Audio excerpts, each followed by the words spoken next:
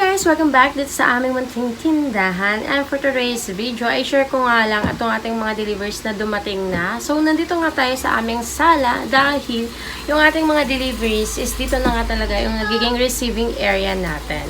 So, yan. Ito nga yung ating Super 8 delivery and kay Maritone Merchandise, which is yung ating mga alak at soft drinks. So, today is Wednesday na mga kasay.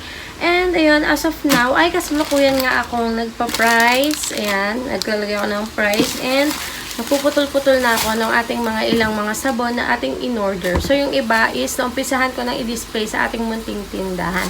So, for today's video, mga kasay, ang pag-uusapan natin is kung paano ba natin mapapanatiling mukhang punong-puno yung ating tindahan. Paano ba natin mapapanatili ang ating mga mamimili na hindi sila aalis or hindi sila lilipat sa iba. So, kasi ang aking mga ginagawa ay talaga namang makikita nyo dun sa aking mga pinopost everyday sa aming Facebook page na aming Entala Sari-Sari Store ay pinopost ko agad yung ating mga deliveries para updated yung ating page sa ganap dito sa ating store dahil nga hindi naman ako ganun ka-updated or ka-regular na makapag-upload ng ating mga videos. And ayun nga, ang ginagawa ko nga makasay, kaya halos everyday tayo may mga deliveries, ay para mapanatili ko yung ating stocks na available.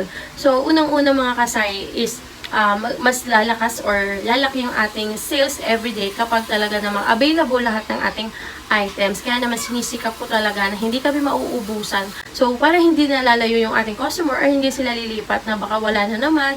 Kasi kapag laging wala ang binibili ng ating mga customer, is hindi na sila babalik para bumili sa atin ng ganitong items. So, kailangan talaga guys is mapanatili natin yung ating mga produkto o yung ating mga panindahan available, lalo na yung mga fast movie. So, ngayon mga kasay, bukod dun sa ating groceries or yung mga basic needs everyday like bigas na sobrang nagtataas ngayon mga kasay, and yung mga condiments na hindi mawawala kapag naman talaga nagluluto yung ating mga mamimilis. Kailangan talaga para sumarap ang kanilang mga niluluto. And then yung mga sabon, shampoo, conditioner, Colgate, ayan. Yan talaga is mga very fast moving dito sa ating tindahan dahil everyday talaga yan ginagamit. And mga kasari, isa sa pinaka-bestseller or fast-moving ngayon dahil medyo mainit pa rin ang panahon ay ang ating mga soft drinks. So, kailangan hindi tayo magpapawala ng ating mga malalamig or pampalamig dahil hinahanap yan talaga sa atin. And another fast-moving or another mabenta dito sa ating tindahan ngayong month or from July to August is still mabenta pa rin po ang ating mga yelo. And ngayon, ay isa pa rin sa mabenta natin ay ang mga Jolly and Ice Pop. Ang Ice Pop ay 5 pesos and yung Jolly naman is 2 pesos. Yan, ganyan namin yan binibenta. And yun, ginagawa namin is talagang naglalagay kami ng marami para naman available lagi yung ating mga mabenta lalo sa mga bata. So, ito naman guys, yung status ng aking mga dinidisplay ngayon. So, nandito na ako sa aking mga sunrocks. And dito yung mga ilang biscuit and candies. So, ayan, naubos ko na yan. Dahil yun yung mga ilang condiments na nasa ibabaw, yung ibang chichirya. So, ito pa yung iba. And kung makita nyo, nandito pa, yung medyo madilim. Ayan, nandiyan pa yung ilang box natin. So, kailangan ay matapos ko na muna yung aking mga display yan nga para mayayos ko itong aking mga soft drinks at alak. Paano ba natin mapapanatili na maging mataas yung ating sales at paano natin mapapanatili yung ating mga mamimili na sasadyain talaga tayo or pupuntahan talaga nila tayo kahit na medyo malayo pa nga yung bahay nila or may mga madadaanan pa silang tindahan. So guys, kung napansin nyo nga is halos araw-araw nga ay may delivery ako. So, ang discard na ginagawa ko is talagang pag may nabili na or nabenta na kami, is mai-provide ko ulit or makabili ulit ako para hindi kami nauubusan. Para yung ating mga mamimili kapag bumibili sa atin or pumupunta sa atin is meron tayong mabibigay. Kasi mahirap naman guys na sinasadya pa tayo ng ating mga mamimili tapos pagdating nila dito is wala yung binibili nila or naubusan tayo, ganyan.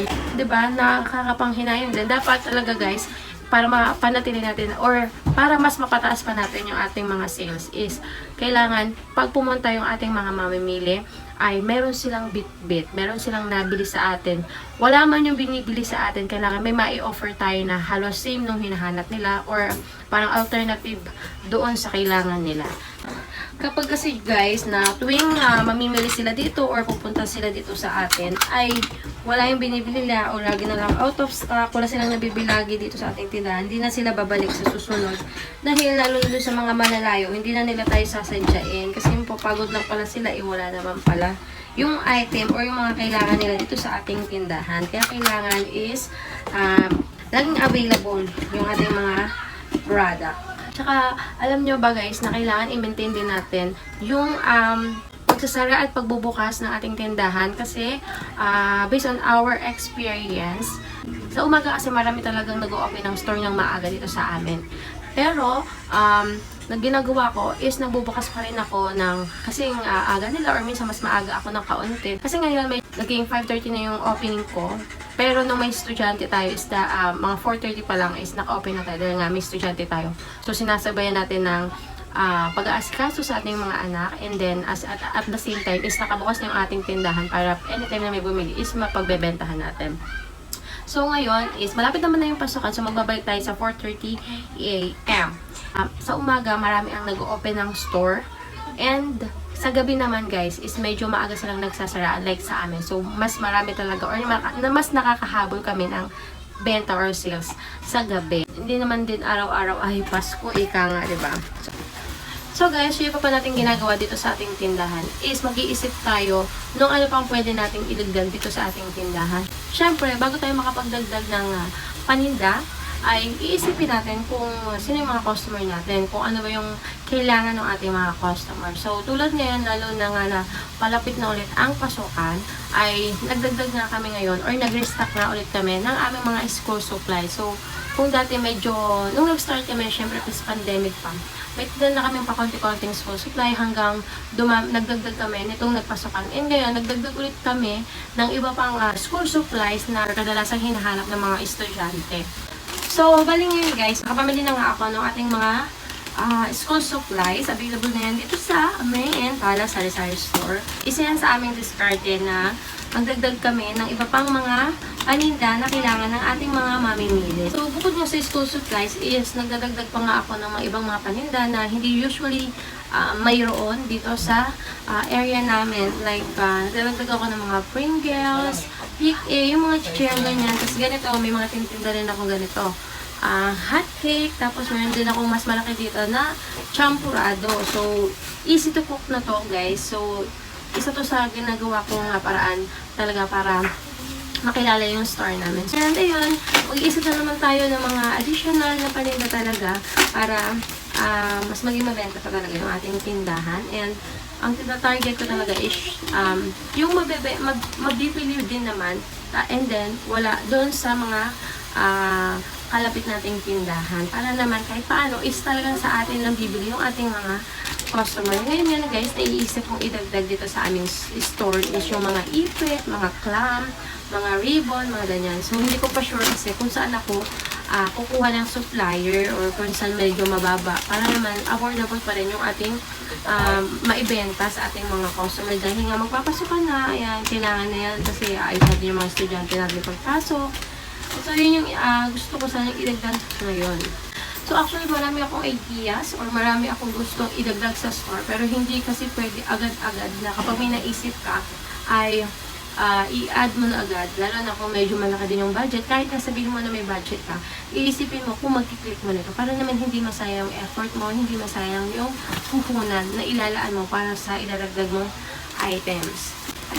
And then, ang ibang items pa na nadagdag ko dito, hindi ko sure kung meron yung ating mga kalapit na tindahan. Pero nag-add din ako dito ng mga kahit pa ilan-ilan na mga pang first aid tulad ng mga gasa, Betadine, ayan, mga ganyan. Isa titinda ko, Cool Fever, and sinasadya nila yan dito sa ating store. Strepsil, yung mga hindi karaniwan na itinitinda sa isang tindahan, pero hinahanap pa rin ng ating mga mamimili. Pero syempre, hindi ako nag-i-stock ng ganun karami pag mga alam kong hindi ganun ka-fast moving. So, bili lang tayo mga ilan, dalawa, tatlo, pag nabawasan or naubos, bili na lang ulit tayo. Huwag tayong mag-stock ng sobrang dami. Kahit nga sabihin natin yung mga, hindi naman porque hindi siya food or hindi siya na-expired, ay bibili na tayo o mag-stock na tayo ng marami. Kasi guys, hindi nga siya masisira, pero natutulog naman yung ating puhunan sa ganong item. So, mag-i-invest tayo or maglalaan tayo ng mas maraming stocks doon sa fast moving para naman yung ating puhunan or yung ating pera ay umiikot at patuloy na kumikita. And guys, isa pa nga pala na idinagdag ko dito sa aming tindahan, hindi lang din talaga ganun karami, ay nagdagdag din ako dito ng mga plastics. Dahil ginagamit din naman natin ito mga sarisalting tindahan. So, bali guys, dinagdagan ko yung stocks ko sa straw. Kasi, dati kasi ang binibili ko lang talaga is yung aking mga panggamit lang. Pero dahil napapadalas yung pagtatanong or paghahanap ng ating mga mamimili ng mga straw, ay nagdagdag na nga ako ng, bukod sa ating konsumo, is nagdagdag ako ng mga ilang peraso. And then, nagdagdag din ako ng mga paper plate, plastic cups, tapos, sando bag, ayan, yan yung mga aking mga dinagdag dito sa ating store na aking din-display dun sa may bandang gilid ng ating tindahan para naman makita ng ating mga mamimili kahit hindi pa sila bibili is makita nila, is matandaan nila na meron tayong available stocks dito sa ating tindahan. And isa pa guys na aking mga dinagdag pa dito is bago pa lang is yung ating mga bagong Pansit Canton Kasalo, Lucky Me Kasalo. And ayun, yung extra big is dati na siya. Pero ngayon lang kasi nagkaroon or lately lang nagkaroon ng mga kasalo pack ng ating mga Lucky Me Pansit Canton. Tsaka pinakabago nila is yung Lucky Me Noodles, yung Lucky Me Beef and Chicken. So meron na rin akong available yan dito sa ating tindahan. Kasi alam nyo guys, ang ating mga mamimili, diba, napapanood nila yan na meron po lang ganyan, maghahanap sila para maitry nila. So kahit mga ilang piraso, kahit 5 pieces, ay nag-purchase ako niya para pag may nagtanong is available pa rin dito sa ating tindahan. And ang ginagawa ko din minsan guys, dahil kadalasan ay napapansin ko nga tulad ng Nissin ramen or yung creamy seafoods na flavor nila.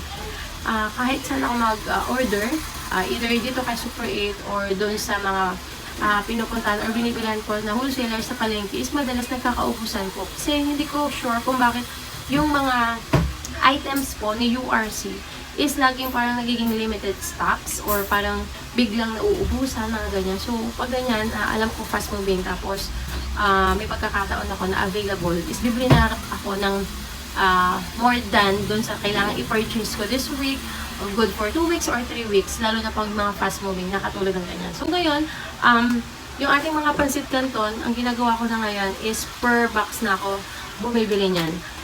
Hindi ko pa talaga ma-share yung ating tindahan na bagong arrange, pero minsan nakapag-video ako, short video, na nag-ayos talaga ako dito, nag-general cleaning ako, and yung ating mga Pansit Canton is itinaas ko na sa ibabaw para mas makita, and maginhawahan din kami sa pag-display, kasi syempre, ginagawa ko dito sa ating tindahan, syempre is FIFO, first in, first out.